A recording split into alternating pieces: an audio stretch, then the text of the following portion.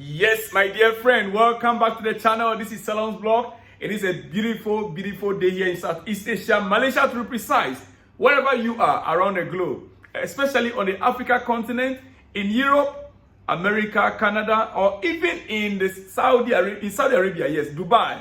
Yeah, those of you in Dubai, I'm glad you are part of this channel. South Korea, my brother in South Korea, thank you so much for being part of this channel. And hey, if you are new here, like the video, share the video, and let me hear from you in the comment section. And kindly subscribe. Please subscribe to the channel and on that notification bell, because here it happens a lot of good messages, exclusives from this channel to you. So like the video and share the video, and let me hear from you in the comment section. Right now, we are starting with Chelsea. Yeah, before we go to any other thing, we are starting right now with Chelsea. And Andrew Santos is being earmarked for first team football next season. Andrew Santos is being earmarked for first team football next season. Chelsea are not interested in selling or loaning him out.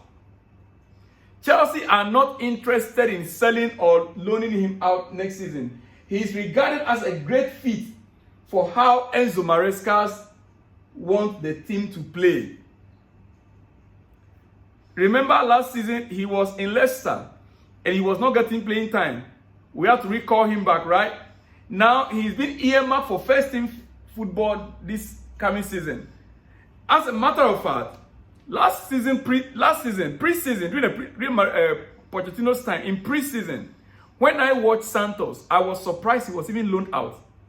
When I watched him play games in US of A during the pre-season, I'm like, wow, what a guy, what a talented guy. Just for him to be loaned out, and the loan didn't work out perfectly in Leicester. I'm glad this time around is going to be part of the first team. But the problem is what? The challenge here is, if Andrew Santos is going to be staying and Romeo Lavia is going to come back to his feet, meaning these guys are serious in selling Conor Gallagher. Let me not go deep into that again. Right now, let me avoid Conor Gallagher issue for now. I will come back to that later. Dear friend, but Andrew Santos has been earmarked to stay this season in Chelsea. Now, breaking news. Breaking news. Well, let me still avoid that. It's still about Conor Gallagher. Let me still avoid that. It's still about Conor Gallagher. Alright? It's still about Conor Gallagher. So let's move to some other news. Imagine having Jackson and going for Sesko. We have Jackson and we went for Sesko in addition. Jackson is in his first season at Chelsea, right? And we also saw his performances. But now, we can no longer get Sesko because he already agreed to new terms with his club, RB Leipzig, right?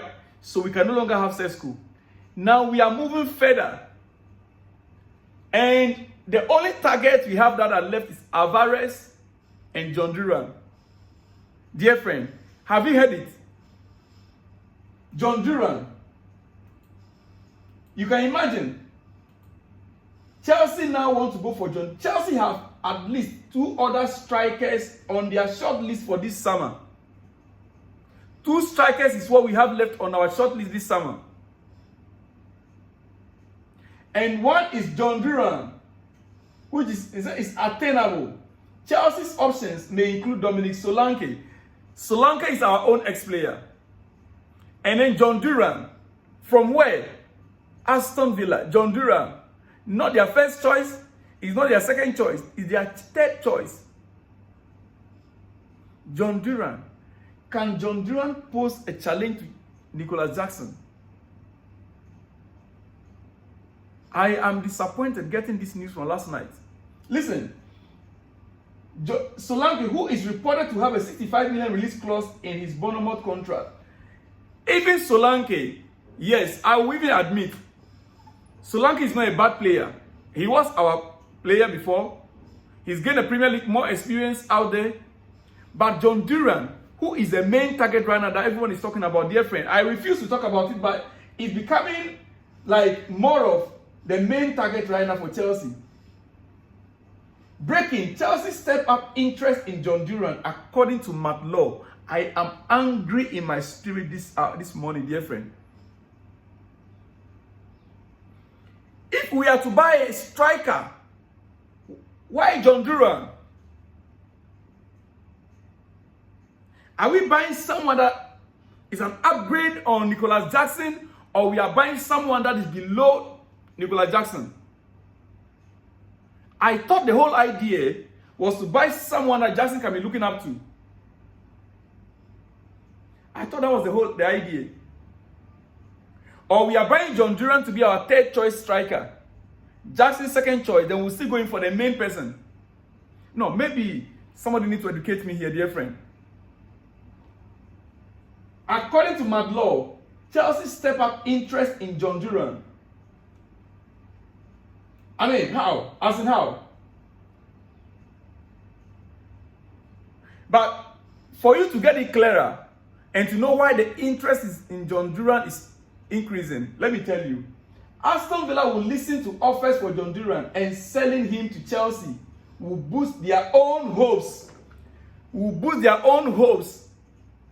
Listen, their own hopes of trying to sign Conor Gallagher, according to Madlaw. So it means that Chelsea would like to do a deal with someone that they can do exchange with Conor Gallagher. To boost their own hope, they can now get Conor Gallagher and then in turn give us Jhon Duran. Maybe the difference might be small for Aston Villa to pay for Conor Gallagher. Is that where our club is going? Is that the direction we're going to take now, Chelsea? This is your breakfast news. And it is one of those stories that when you hear it, it cracks your brain, it cracks your mind, it breaks your heart. It breaks my heart. Indeed, it breaks my heart. You see, before I let you go this morning for a breakfast, I want you to give me your own opinion. Jhon Duran to Chelsea, the coming season, do you think he could be our main target? Give me your own reason.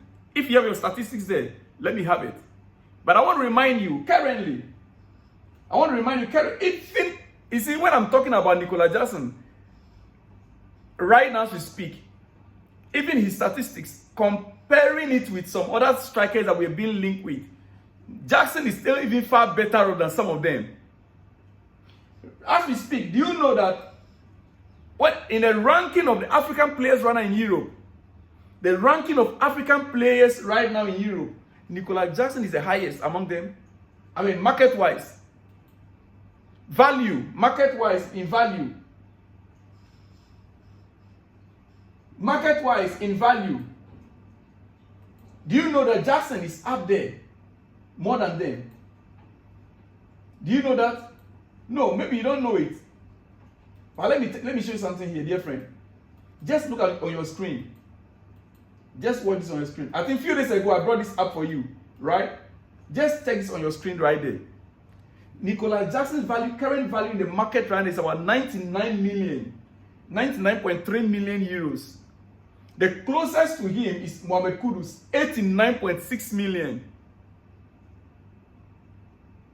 That should tell you that the value of Nicholas Jackson right now, if Jackson was to be in another club, Chelsea would have been bidding for him now. If Jackson was to be in another club, Chelsea would have been bidding huge amount of money for him right now. He misses opportunities, he misses great opportunities. But what is annoying me right now is that, yes, I agree, we need a top-notch striker, but not in Jhon Duran. We cannot find a top-notch striker in Jhon Duran. Unless he is coming in to be the third choice, I agree. Perfectly. Dear friend, before I let you go this morning, well, like we already know, I want to repeat it again, dear friend. Chelsea's hope,